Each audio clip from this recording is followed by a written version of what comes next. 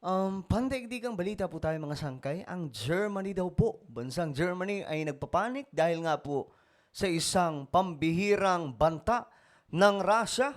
Susuguri na nga ba sila ng Russia mga sangkay? Ito po ay pandaigdigang balita.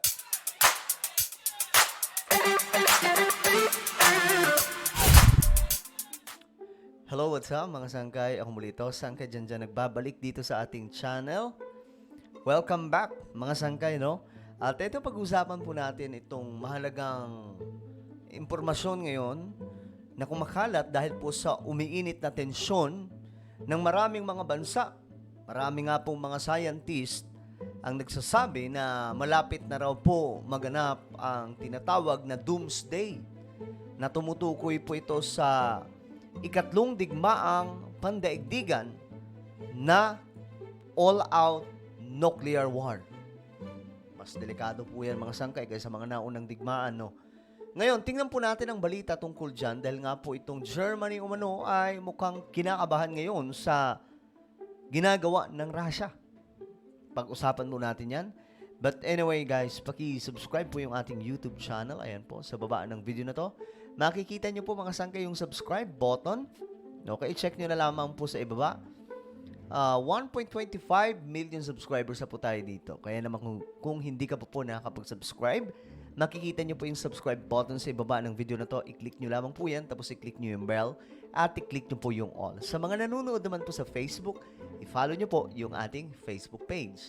At ito, may papagawa lamang po ako sa inyo saglit. Sa mga nanonood po sa Facebook, sundan nyo lamang po ako. Habang kayo ay nanonood, check nyo po sa itaas, kagaya po ng nakikita nyo po dito sa screen.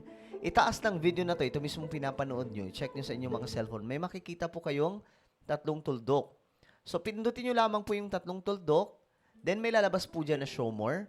Then, pindutin nyo po yung show more. At yun lang po, mga sangkay. Ganun lamang po kasimple. At eto nga, mga sangkay, tingnan po natin itong balita. Ayon po kasi dito sa report. Mukhang nagpapanik daw po ngayon ng Germany. Dahil po sa matinding banta ng Russia.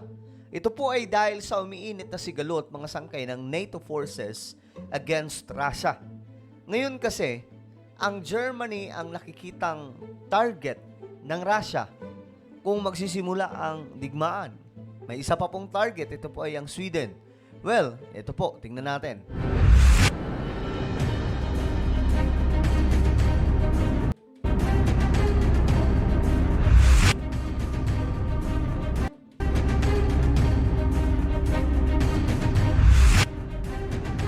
Ayan, ang Russia daw po ay nagbitaw ng isang matinding babala ng panibagong deployment ng kanilang nuclear.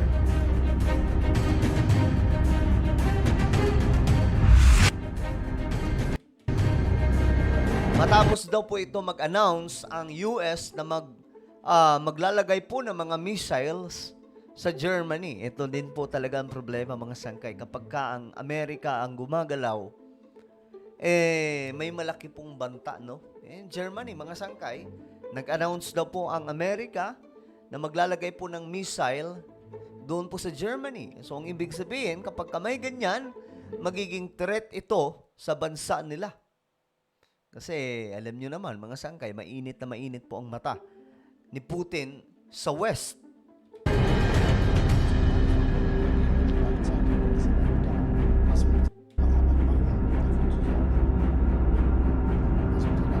Yan po yung top official ng Germany.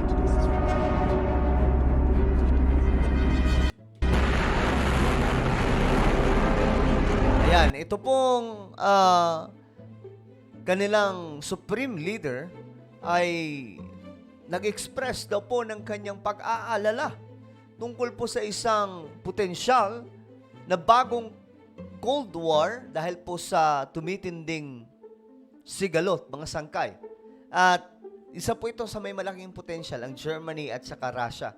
Noon pa man mga sangkay, if you remember, World War II, panahon po ni Hitler ng Germany, itong dalawang bansang to mga sangkay, talagang nagsasalpukan po ito. So up to now, ito po ang nangyayari.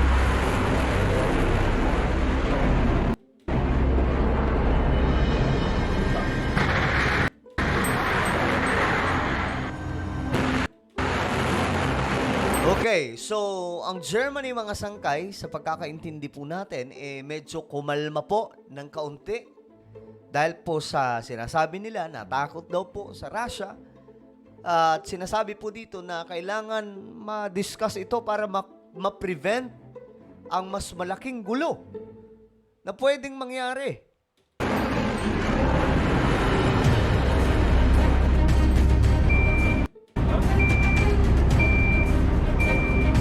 Ayan na. Ito po yung dineploy ng Amerika mga sangkay na missile. Yan po yung missile system.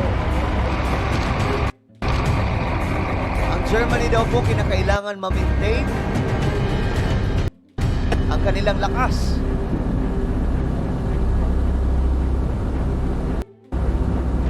Ayan po, yan po yung missile na yan mga sangkay.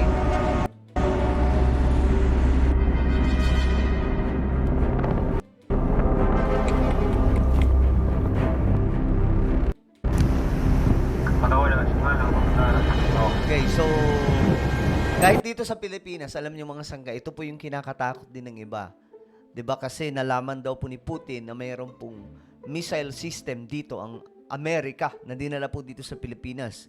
Kaya naman mga sangkay, medyo sabi ko nga, kung meron po tayong kinakatakutan na banta ng digmaan, wala pong iba kundi itong si Putin. Kasi tinutotoo po talaga niya yung kanyang sinasabi.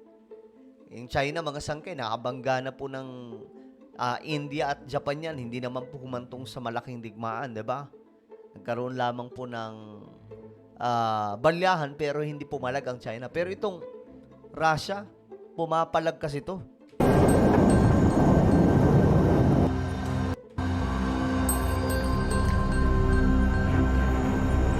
So, ang Germany din pala, ginusto itong pangyayari, mga sangkay, na suportahan po sila ng Amerika para po madepensahan ang kanilang mga sarili. Kumbaga, medyo nagpapanik po sila ngayon sa banta ni Putin.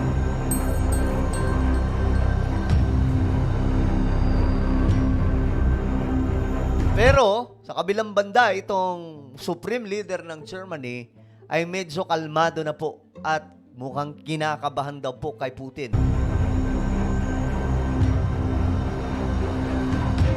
Ayan. Ito pong statement niya mga sangkay ay sinasabi po dito na parang mayroon pong pag hands down or hands up. Ano ba dapat? Hands down, hands up. Sa harap po ni Putin, mga sangkay, kasi parang sinabi na po niya dito na parang mas maganda kung idahan-dahan natin itong mga pag-aarmas para hindi po tayo humantong sa malaking digmaan. Kasi ito po yung nagbibigay kaguluhan sa mga bansa kahit nga po dito sa Pilipinas, 'di ba?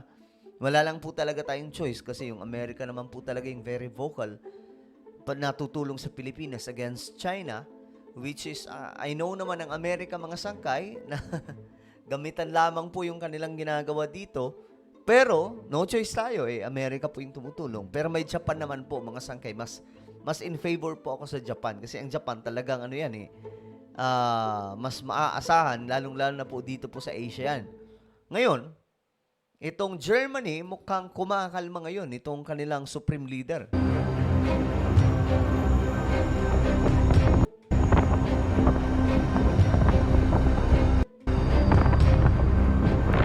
Ewan ko bakit yung Amerikano, ang hilig po nila mag-deploy ng mga weapons.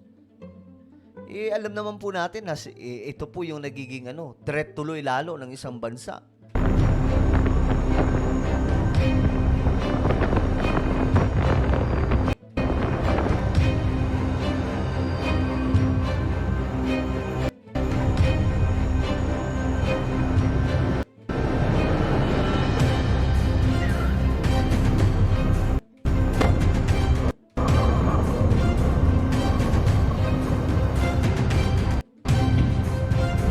Grabe, no? Tingnan nyo naman yan, mga sangkay. So, ito po yung ngayon. Sa totoo lang, ito po yung banta ngayon ng buong mundo na binabantayan po natin. Na sana hindi po mangyari humantong sa digmaan, pero kung mababasa po tayo talaga sa Bible, mga sangkay, sobrang klaro po doon na in the last days, mangyayari nga po yung mga ganitong klaseng kaguluhan, mga sigalot ng mga bansa, digmaan. So, pero, ganun pa man, ipanalangin po natin na i-safe, ilagay po tayo sa safety place itong bansa po natin against sa mga banta, no, ng digmaan. Panalangin po talaga natin yan. So, ano po ang inyong komento? Tingin nyo ba lalo pong lalala itong tensyon doon sa West, sa Europe, laban po sa Russia?